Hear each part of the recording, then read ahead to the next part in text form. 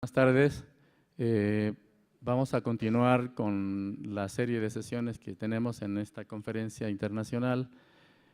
Esta vez le damos continuidad a un tema de enorme relevancia, de enorme actualidad, ¿verdad? Igual que en los otros temas, obviamente, que es el de cambio climático.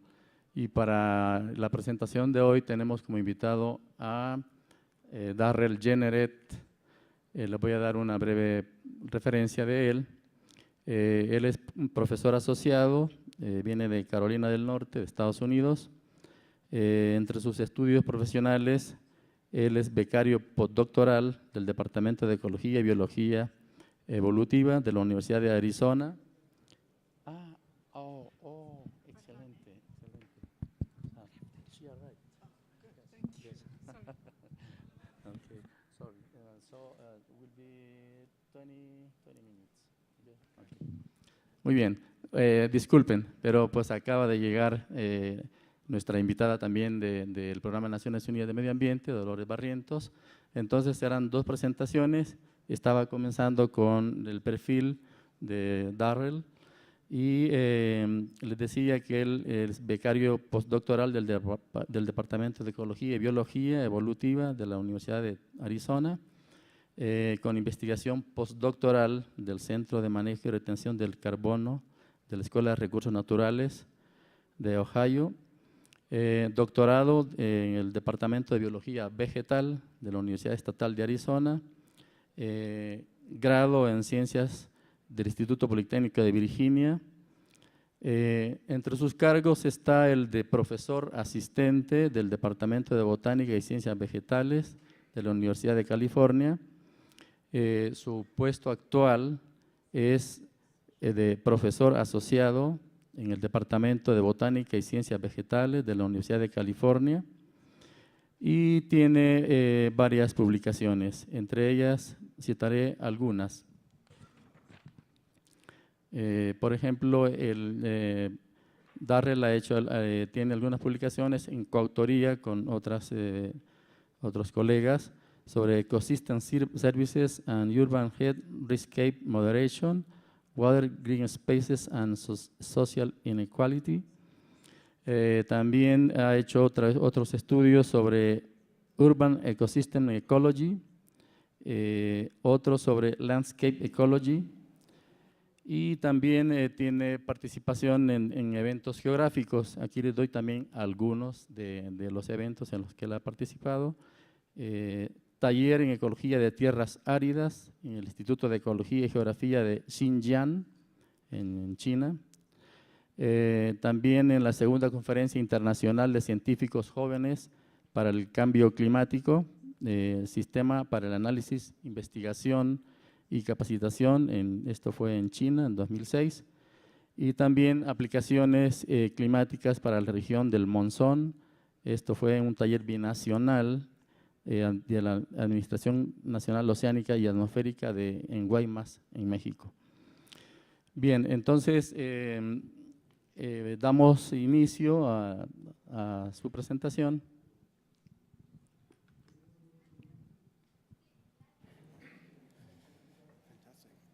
Thank you for the opportunity to speak here. It's been my pleasure. I'd like to thank the organizers for inviting me, and I look forward to interacting with you throughout the rest of this conference. I was asked to speak about urban heat vulnerability and futures of urban systems in response to climate change, and that's what I'm going to focus my talk on today, in particular using an example of my research from Phoenix, Arizona. First, I'd like to thank the many people involved in this research. These are the people directly participating, as well as the funding sources that allow this research to happen. The United States National Science Foundation, through 2 programs, have been funding this research quite generously.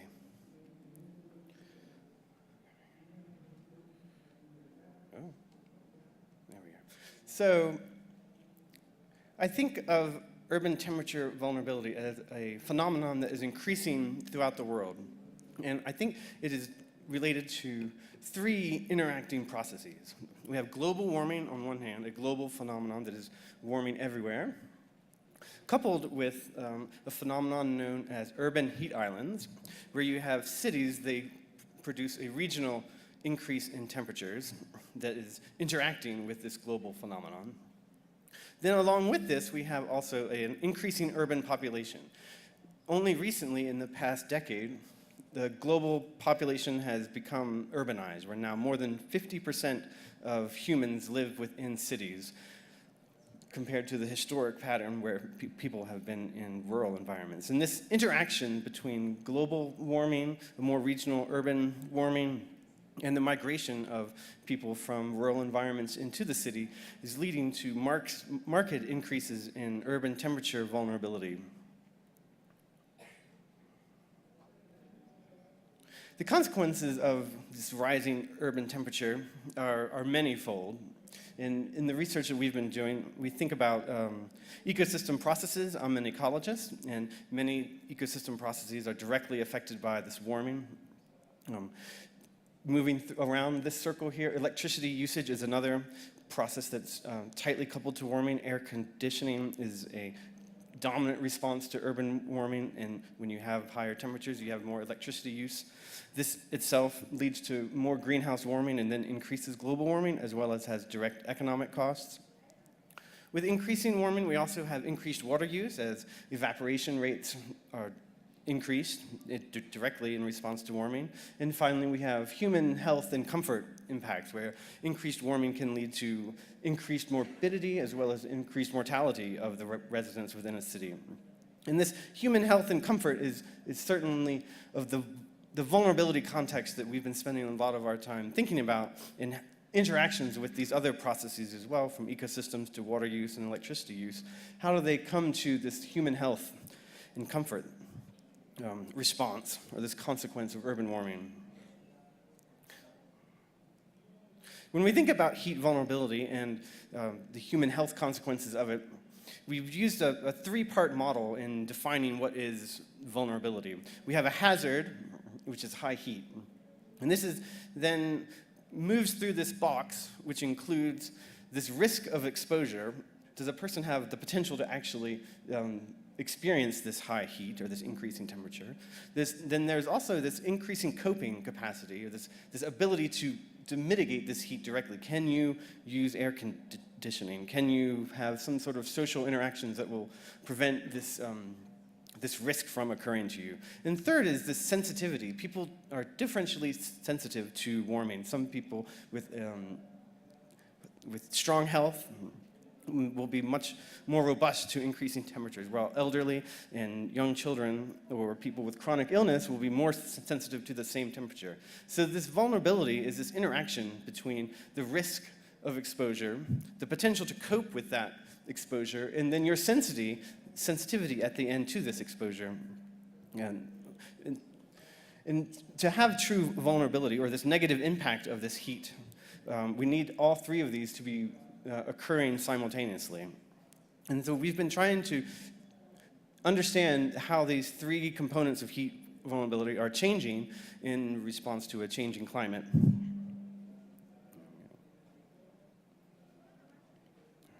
And in the context of this whole conference, we've been thinking a lot that this urban vulnerability to heat and this climate change aspect provides great needs for knowing geospatial information to reduce urban vulnerability or to quantify urban vulnerability.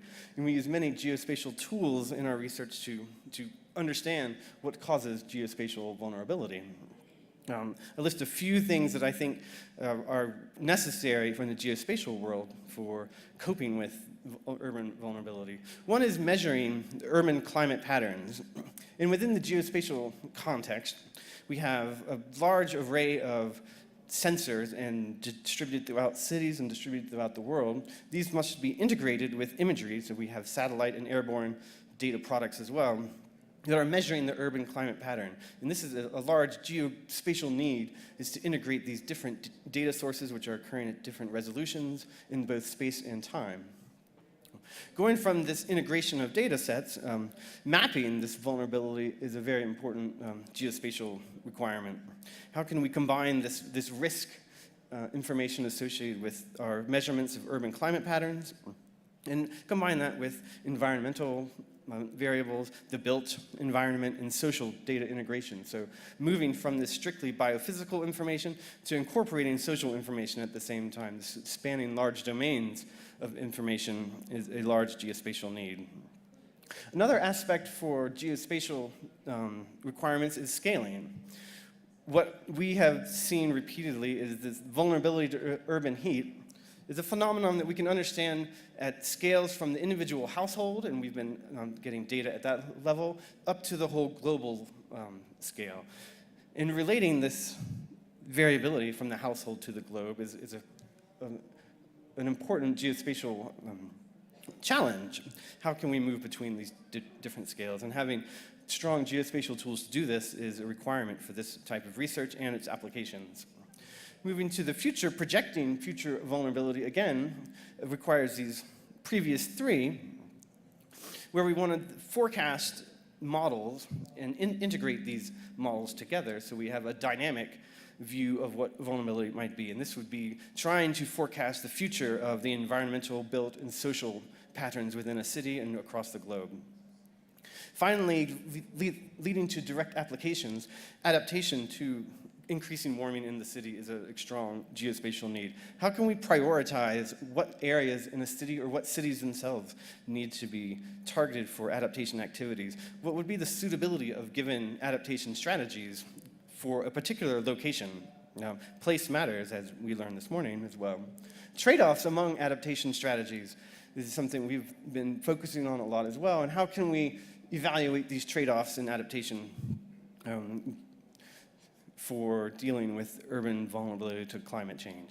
And these are some of the major geospatial opportunities for research and requirements that I've seen in my research for understanding and working with urban vulnerability.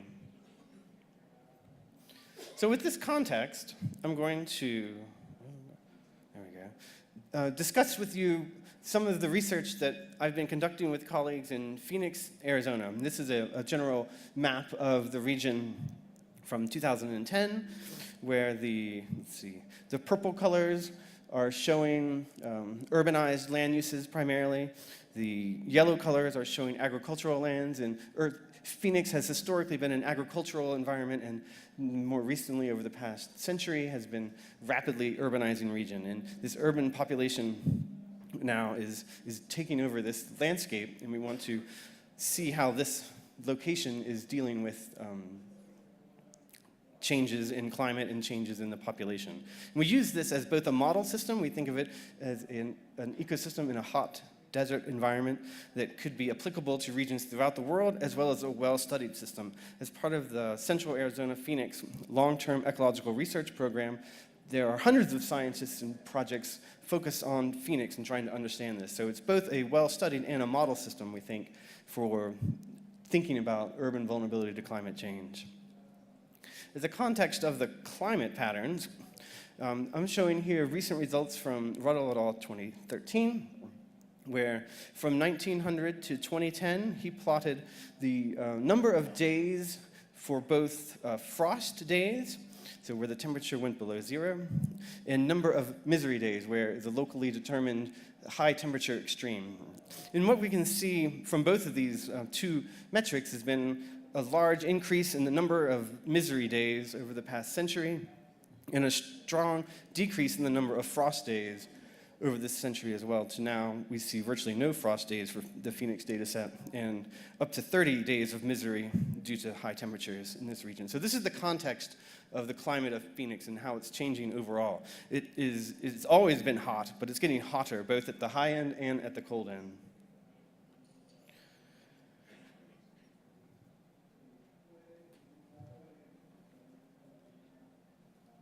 Oh, there we go. So then, that's the overall view. And now this is some earlier work from 2000, in where what's plotting again is through time, but this urban heat island effect, and this is described as the delta T, or the difference in temperature from an urban environment minus an outside the urban environment. So how hot is the city compared to a neighboring area outside of it? And I'd like to show this plot for a couple reasons. One, we're seeing for 4 different meteorological stations within the city, a strong increase in this urban heat island. It's all been increasing over the past century, and we can see it no matter where we look in the metropolitan region. And that's an important take-home message for this urban vulnerability concept. Another really important concept from this work is that there's a lot of spatial variation in this urban heat island. These 4 different locations are showing different amounts of warming compared to this outline location.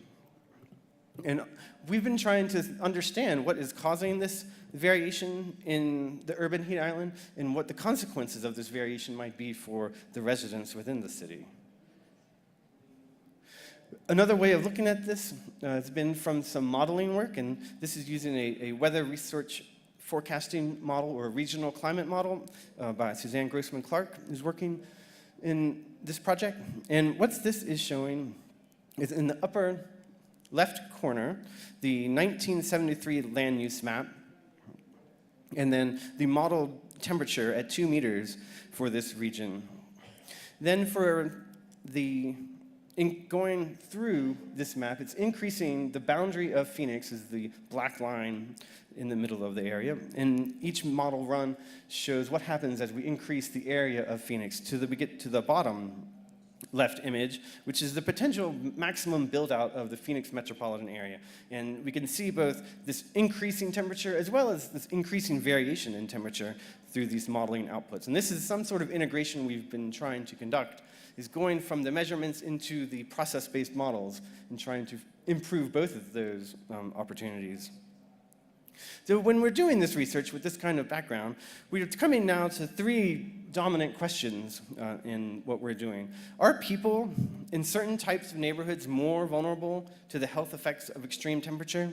Does it matter where you live in terms of the temperature you experience and the health consequences associated with that?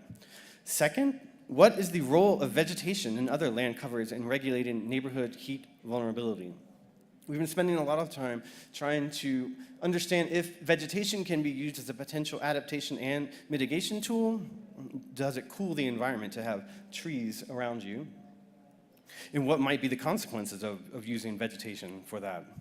Third, how can neighborhood-built environments be reconfigured to reduce the negative health impacts of climate change in arid cities? Can we look forward and design future cities that will have less health impacts and will have less environmental consequences from high heat, potentially reducing the impacts of global warming? And this kind of direction for our research has been motivating us for the past decade.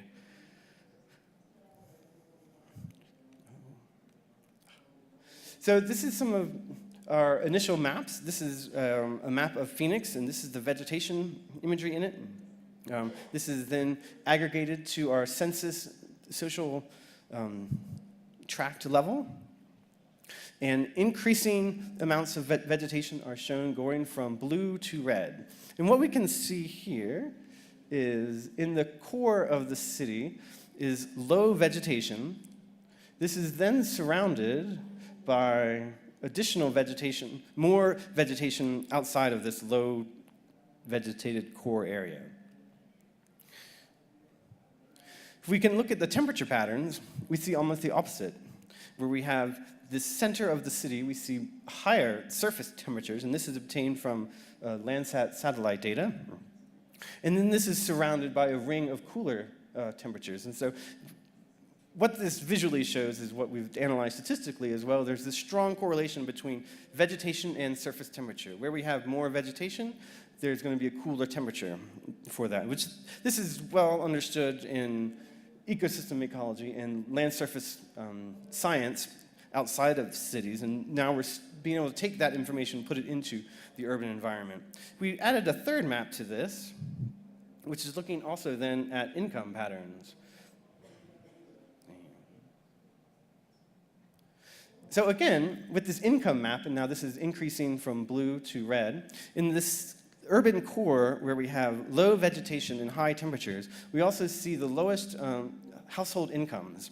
And then this is again surrounded by a ring where there's higher vegetation, cooler temperatures of much higher income. So we have now this interaction between household income, or the or the inverse of poverty, with temperature and vegetation. There's this overall relationship between these three variables. Cooling from the vegetation is also associated with income. And what's been shown repeatedly is that income is also strongly correlated with the ability to cope and your sensitivity to heat as well. This is the overall statistical model, a path analysis, where I'm showing the partial regression scores here. And the most dominant ones from this whole analysis that come out is the relationship between median income and vegetation with a partial correlation of 0.53, and then the relationship of mean vegetation to mean temperature of minus 0.78. So when you have more vegetation, it's cooler, and when you have more vegetation, it's associated with much higher incomes. And this is getting directly at trying to map this riskscape out there. And what does this mean for the landscape overall? This is then a map, two maps of urban vegetation from two areas in the Phoenix region. In the upper left is the high-income neighborhood, and the lower right is a low-income neighborhood. This map is 1 meter imagery information, which has then been post-processed and classified to give patterns of trees and grass, and the trees and grass are shown in green.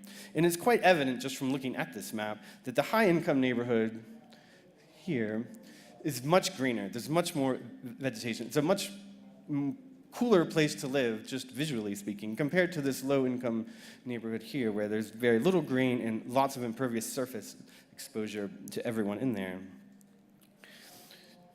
Recently, we also have obtained high-resolution surface temperature data, and this is now those same neighborhoods looking at daytime surface temperatures. And again, we can see at the 1 meter resolution where temperatures increase from blue to yellow, so that it's hotter at the surface in this lower income neighborhood compared to this high income neighborhood. And these data sets allow us to think a lot about what is the actual temperature patterns, how is that related to land cover patterns, and how is that related to income patterns? And how does this relate all the way to vulnerability, then to step back out towards thinking directly about vulnerability and the health consequences.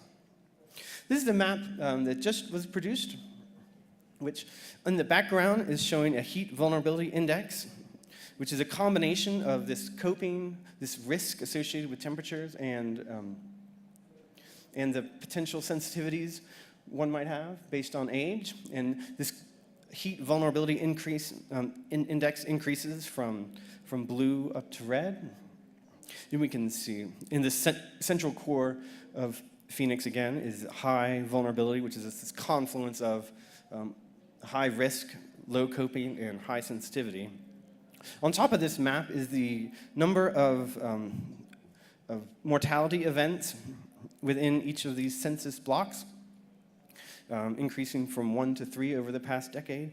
And we see this direct relationship between the amount of mortality and this vulnerability index, this interaction between risk, coping, and sensitivity. Where you have the most vulnerable populations, we see dramatic health effects of mortality alone. And so there is this connection from urban climate variation to health impacts that are seen in the region.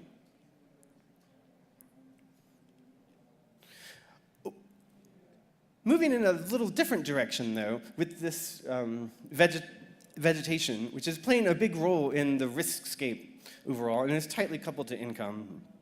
We've also been estimating the amount of evaporation that's been coming off of the land surface, and this is something that I think sets up a really important contrast for what we have here, is that the cooling potential of vegetation is great. That's something that we want to promote, to reduce the health impacts and reduce the consequences of warming. However, this vegetation requires a lot of water to maintain it. And this is one of those essential trade-offs that we've been trying to estimate. How do we trade off health or electricity with water requirements that in many of these arid lands are going to be impossible to meet? And so that's something that we're certainly trying to go forward. So I guess in summary, And looking forward, what we've seen in Phoenix, and we think it applies more general, is that variation in this urban temperature occurs broadly and is measurable at multiple scales, from the whole city to the individual household level. Vulnerability is geographically distributed. It's associated with risk, but it's also associated with your coping capacity and your sensitivity. And these are three different variables, although they are often correlated together. The effects of vulnerability are associated with mortality and morbidity. We can see the more vulnerable populations have stronger health effects associated with warming. Vegetation is one strategy for adaptation and mitigation. However, it requires extensive water, and that balance is something that needs to be dealt with or understood to actually apply vegetation as a tool.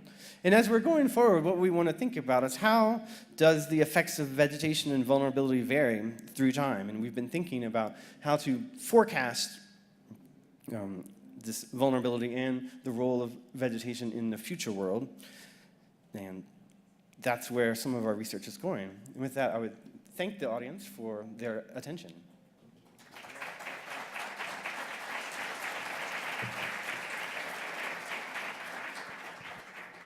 Muy bien. Bien, ahora toca la presentación a Dolores Barrientos del Programa de Naciones Unidas de Medio Ambiente México. Dolores Barrientos es representante para México de este programa de Naciones Unidas.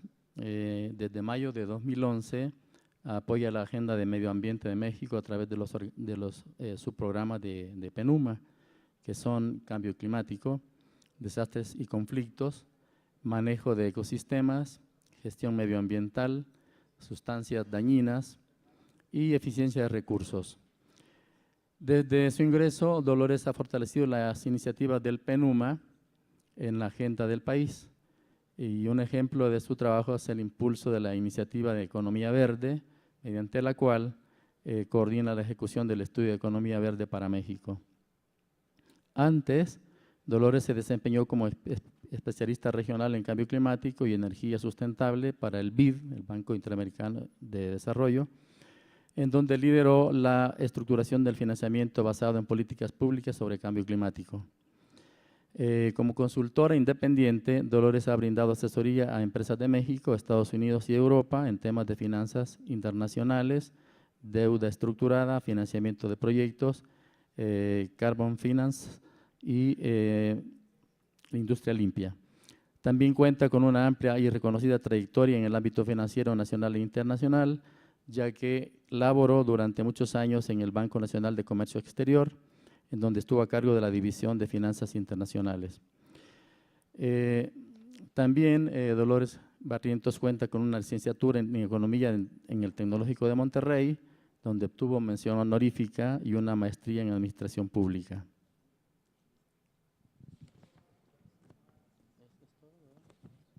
Bueno, muy bien. Pues entonces damos paso para que nos haga la exposición, por favor. Y les recuerdo que las preguntas vamos a tener los formatos para que la vayan preparando, por favor.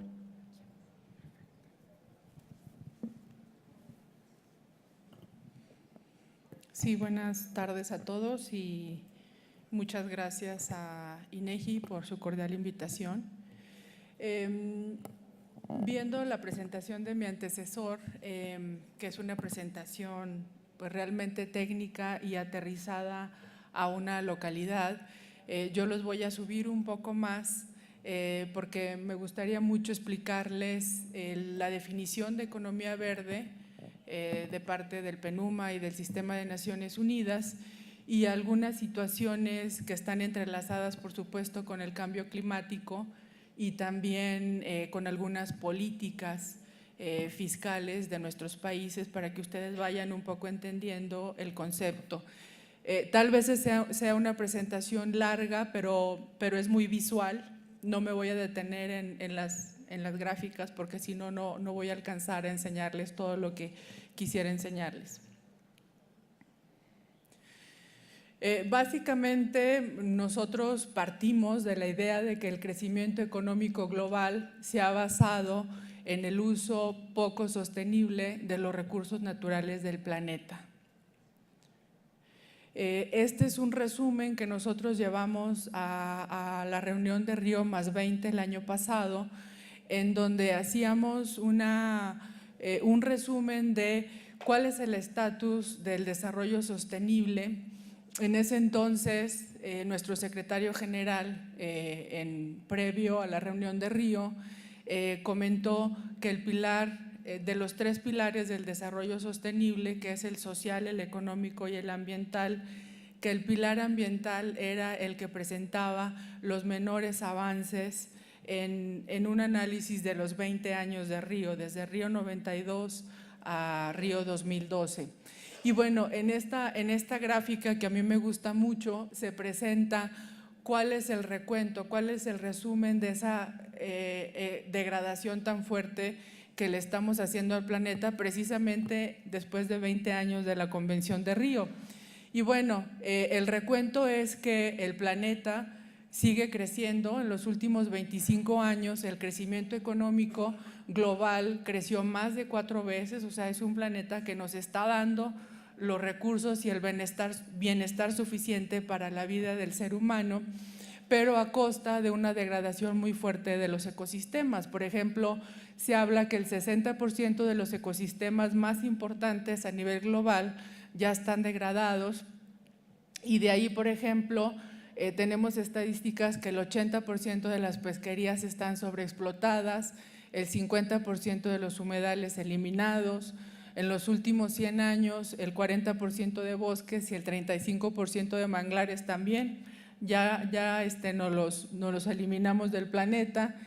Y un tema que para mí resulta un foco muy importante a resaltar es que en este periodo, en estos últimos 20 años, nosotros somos 40% más voraces en la degradación de ese capital natural. O sea, somos mucho más eficientes en acabarnos los recursos naturales que nos da el planeta, y que al final del día es el capital que las generaciones futuras van a tener también que seguir aprovechando para seguir sosteniéndose.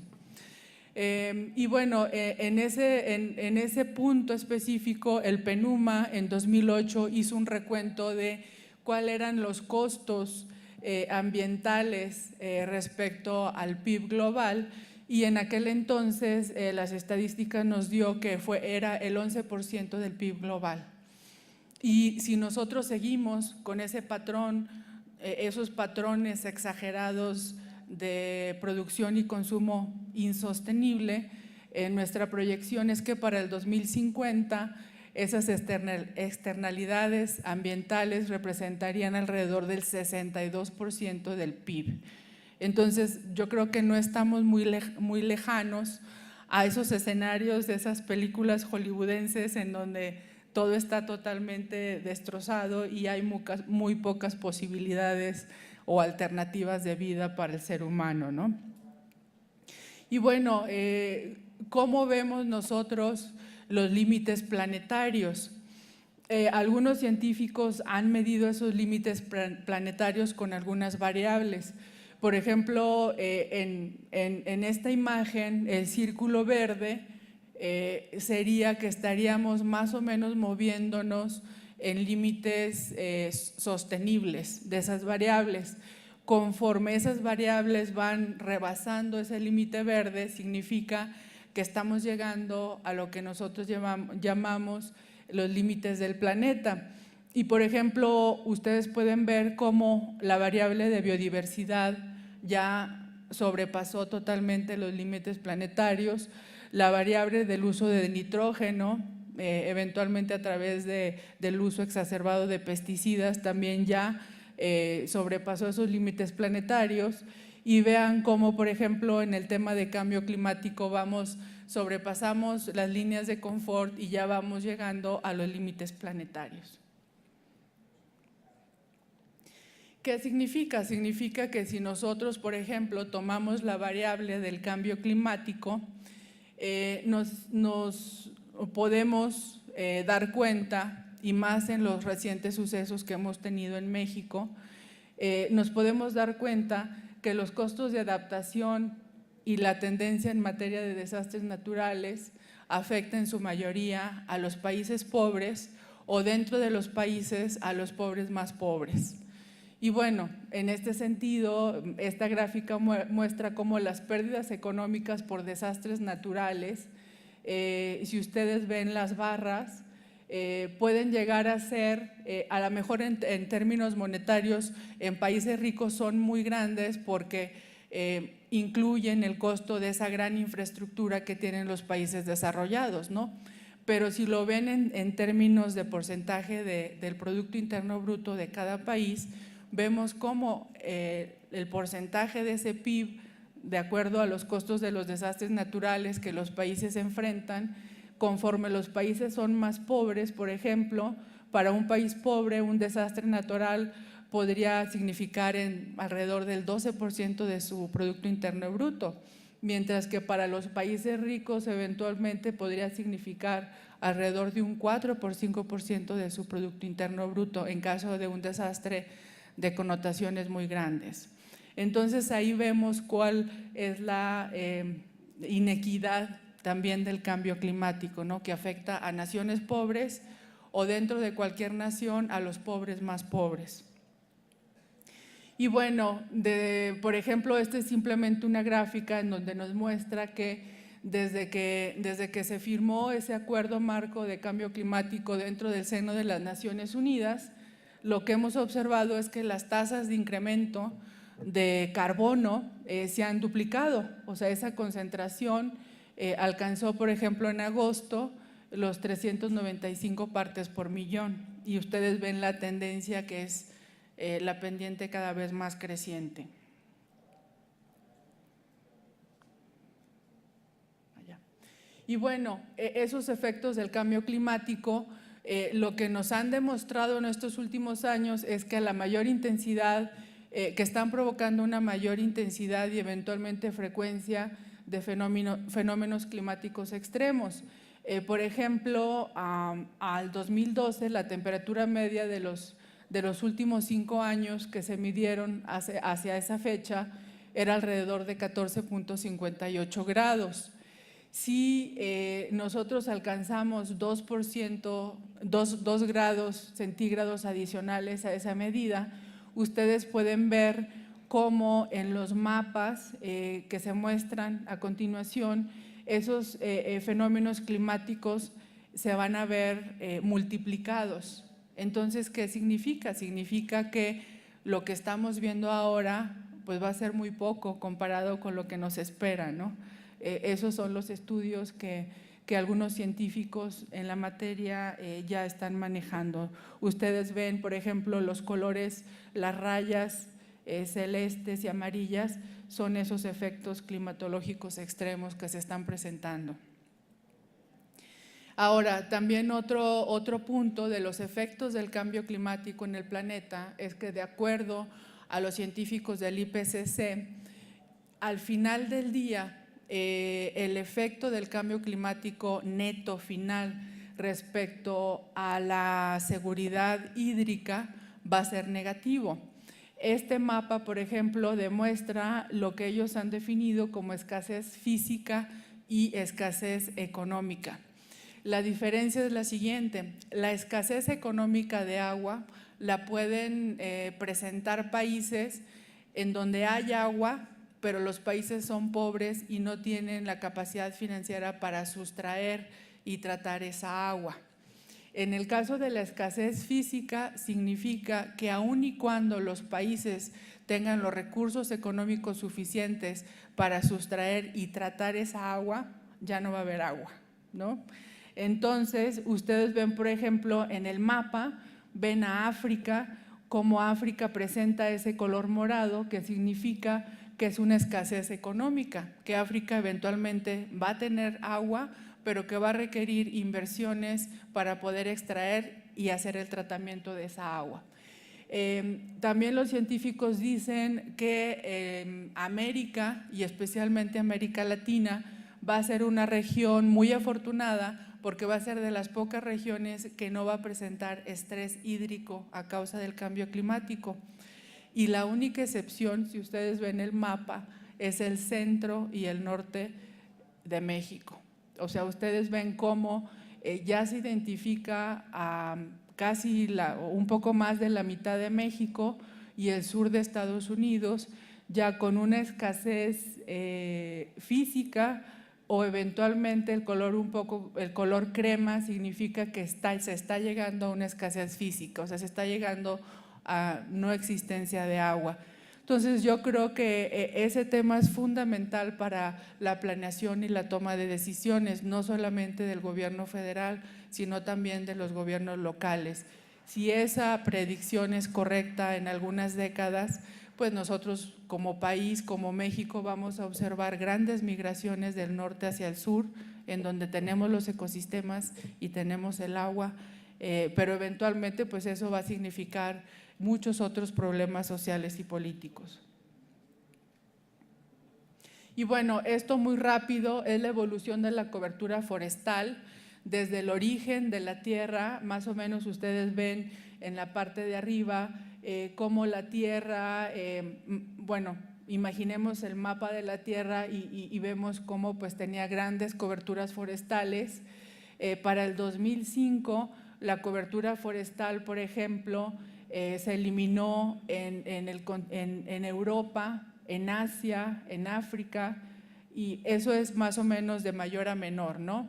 En Sudamérica, Oceanía, Norte y Centro de América. Vean, por ejemplo, cómo la parte del Congo africano ya es una parte muy pequeña del continente como cobertura forestal. Vean también cómo la cobertura de la Amazonia también se redujo de una manera no tan sustancial en este mapa.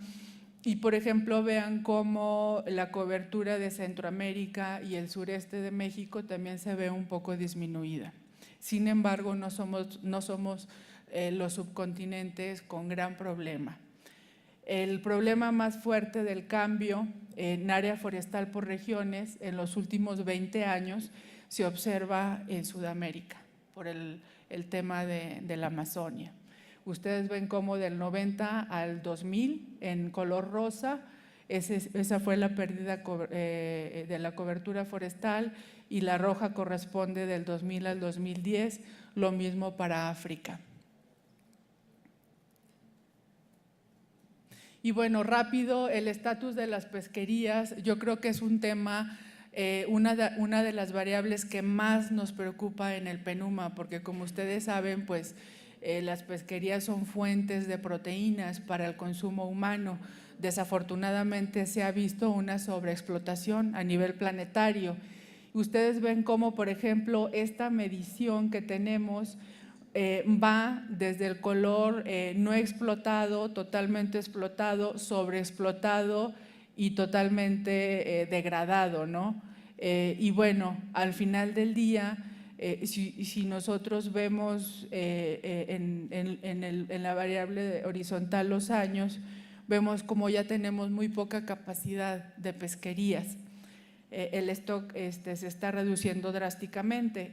Y si esto sigue en la tendencia que nosotros estamos observando, y si los países no hacemos nada por implementar una pesquería sostenible, entonces la proyección, si ustedes ven del lado derecho, la proyección es que para el 2050 tengamos una pérdida global total de las especies.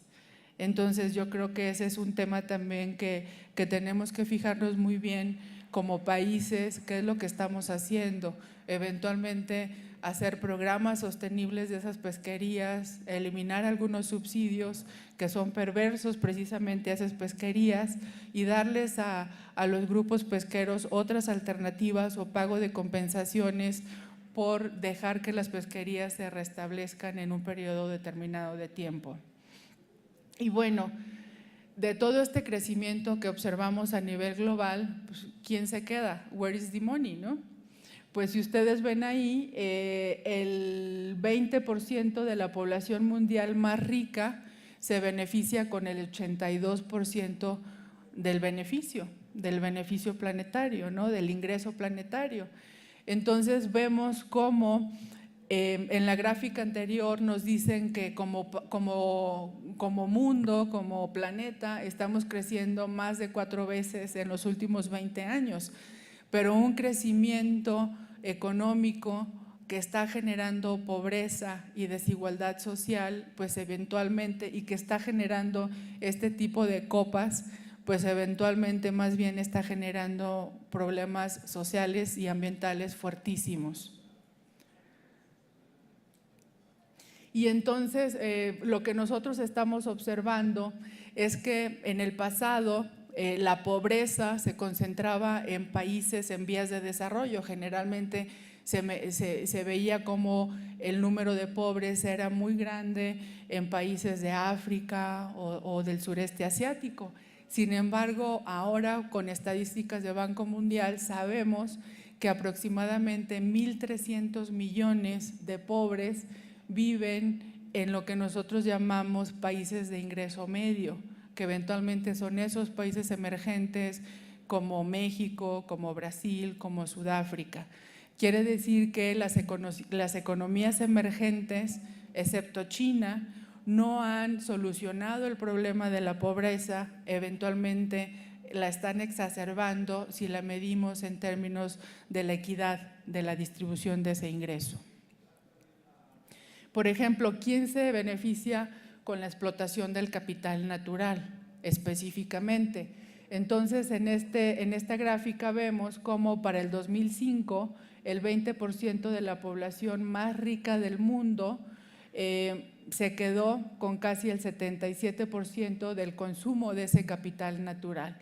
Entonces, lo que nosotros vemos es que esa inequidad de la economía, como nosotros la mencionamos como el business as usual, como que vamos a seguir actuando como hemos actuado hasta ahora sin hacer un cambio fundamental, refleja que en términos monetarios y financieros existe esa equidad, pero también esa equidad está reflejada en el beneficio que nos dan los recursos naturales en cada país. O sea, los grupos más ricos y con poder hegemónico son los que se están quedando y están sobreexplotando esos recursos naturales. Y bueno, también tenemos esta gráfica de huella ecológica global. Ustedes ven la primera línea, es 1.8 hectáreas per cápita de biodiversidad. Y en el lado horizontal vemos el porcentaje de la población que está abajo de esa huella ecológica promedio.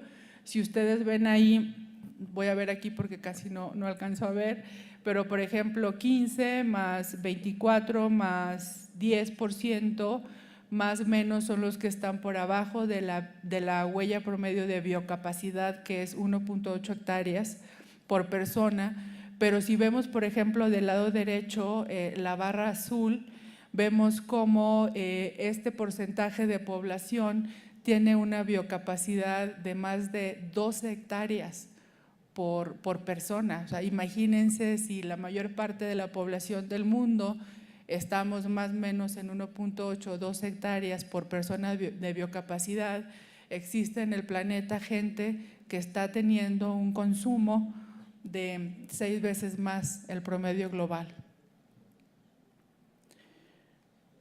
Esto también se representa en la huella ecológica contra la biocapacidad del planeta.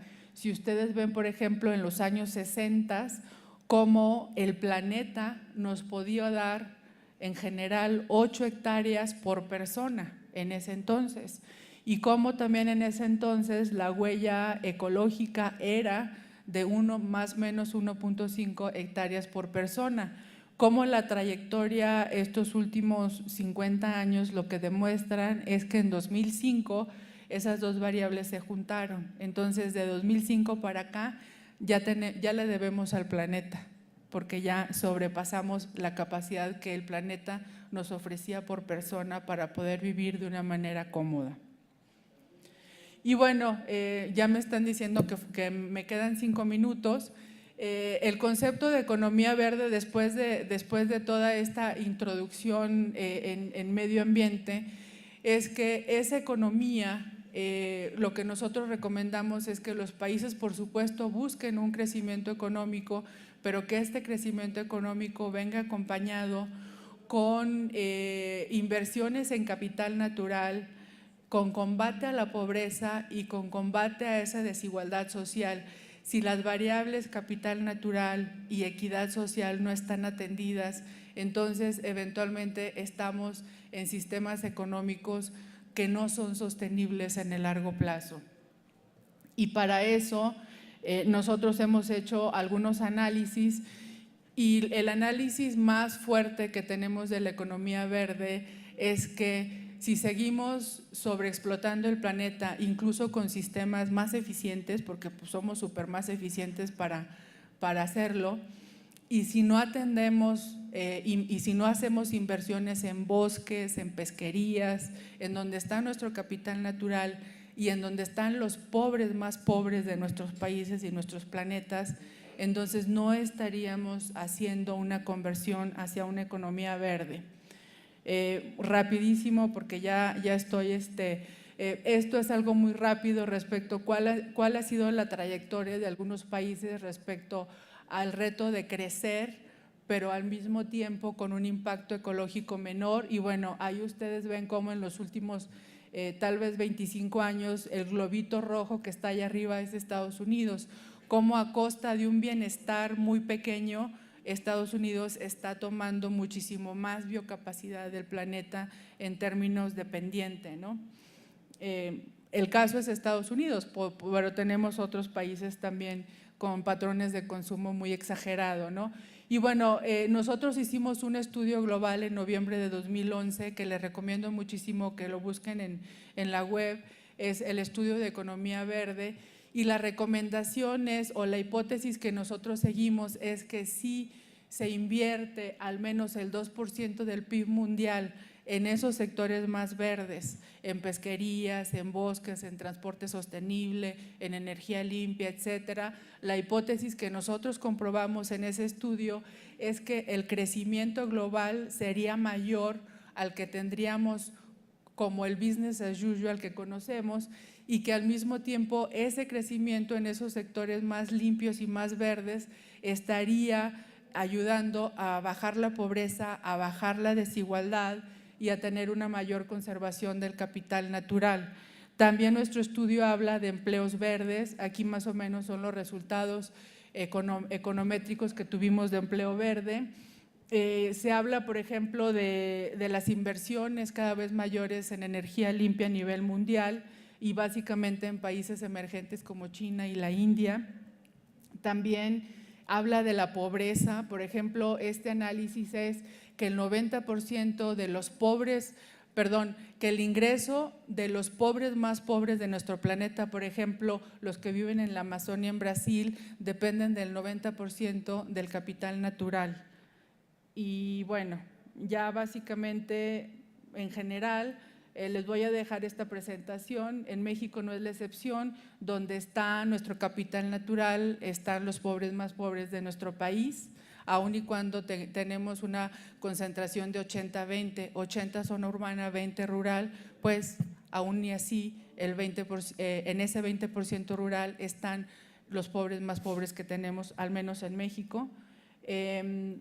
Pobreza rural, el estudio de economía verde lo vamos a presentar, si todo sale bien, a principios de este año vamos a presentar el reporte síntesis y para principios del próximo año vamos a presentar el reporte completo. Hicimos la misma metodología y la misma hipótesis que se siguió en el estudio global, analizando los principales sectores de la economía y viendo cuáles eran los efectos en un sistema econométrico, cuáles eran los efectos del crecimiento económico, si se pasaban inversiones de sectores sucios o de subsidios a inversiones en política fiscal en sectores más limpios. Y bueno, ya con esto yo creo que terminamos.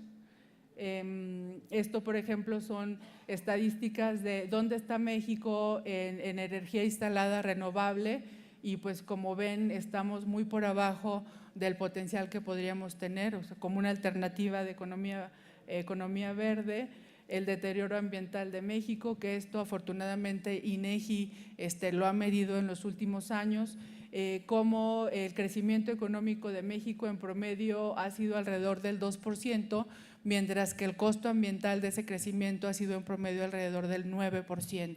Entonces ya tenemos un déficit muy fuerte en capital natural en el país. Aquí están los últimos resultados. En 2010 era más o menos el 7%.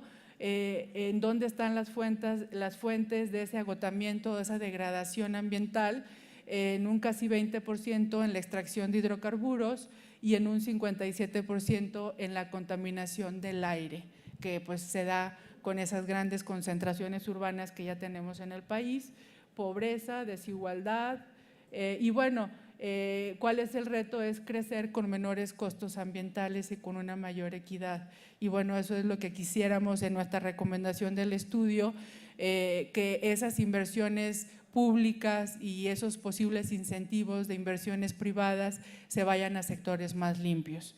Y bueno, con esto termino. Muchas gracias.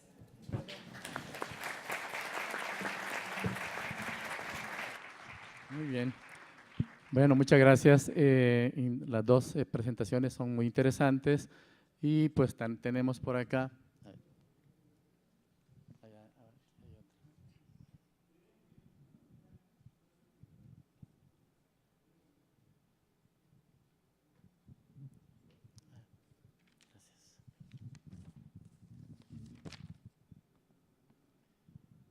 Bien, esta es una pregunta de Nilson Correa Bedoya, de Flaxo, México. Para la primera ponencia, dice, ¿podría sugerirse una relación entre las políticas de ordenamiento territorial y las condiciones de vulnerabilidad de la población según su ingreso? La seguridad como un atributo exclusivo de aquellos con mayor ingresos. Do you understand?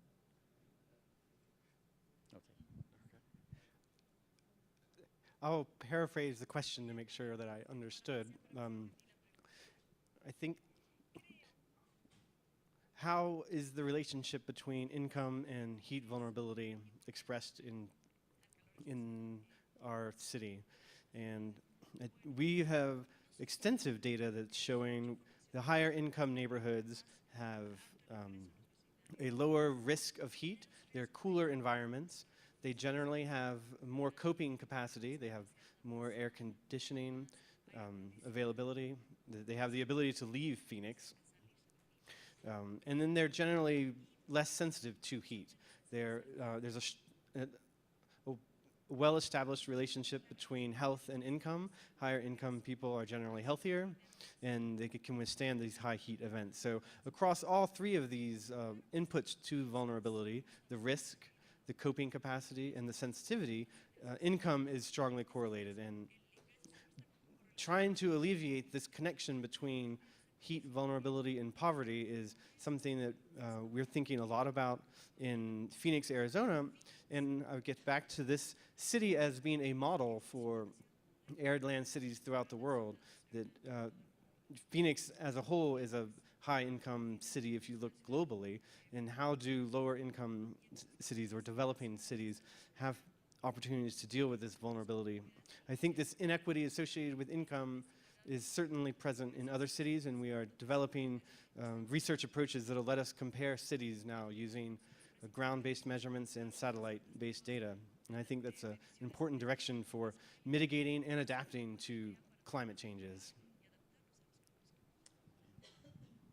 Bien, muchas gracias. Y tenemos esta otra pregunta de Guillermo Guzmán.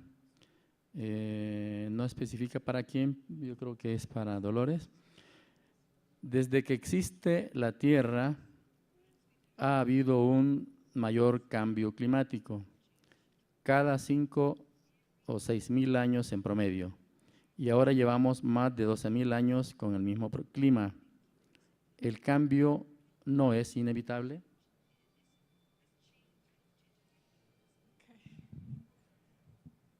Bueno, esta pregunta más bien es para científicos del IPCC.